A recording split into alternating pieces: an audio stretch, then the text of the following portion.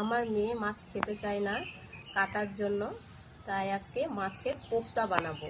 কাটাও থাকবে না এবং খেতেও খুব সুন্দর লাগে। তার জন্য নিয়ে নিয়েছি কাতলা মাছের পেটি। মাছগুলো সিদ্ধ করে নেব। একটু হলুদ দিয়ে দেবো। মাছগুলো সিদ্ধ হয়ে গেছে, নামিয়ে নেব। তেল ছেড়েছে কতটা দেখুন। জলটা রেখে দেবো, পরে কাজে লাগবে। ঠান্ডা হয়ে গেছে, মাছের কাঁটাগুলো ছাড়িয়ে নেব। মাছের কাঁটাগুলো ছাড়িয়ে নিয়েছি।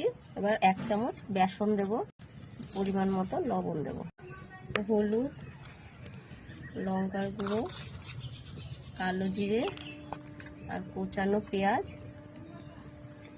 দিয়ে ভালো করে মেখে নেব। মাখিয়ে নিয়েছি। এভাবে কোপ্তাগুলো বানিয়ে নেব, এরকম গোল গোল শেপ দিয়ে সব কটা কোপ্তা। তেল গরম হয়ে গেছে, কোপ্তাগুলো ভেজে নেব।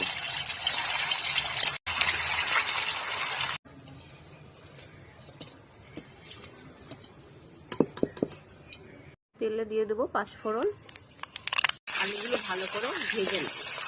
ভেজে নিয়েছি ভালো করে। এবার পেঁয়াজ রসুনের পেস্টটা দিয়ে দেবো। কিছুক্ষণ কষিয়ে নিয়েছি। এবার দেবো আদা জিরের পেস্টটা।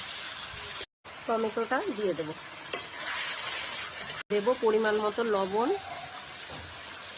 হলুদ, লঙ্কার গুঁড়ো দিয়ে ভালো করে কষিয়ে নেব। কষানো হয়ে গেছে, মাছ সেদ্ধ করে রাখা জলটা দিয়ে দেব। মাছের কোপ্তাগুলো দিয়ে দেব। মাছের কোপ্তা হয়ে গেছে, গরম মশলা দিয়ে নামিয়ে নেব।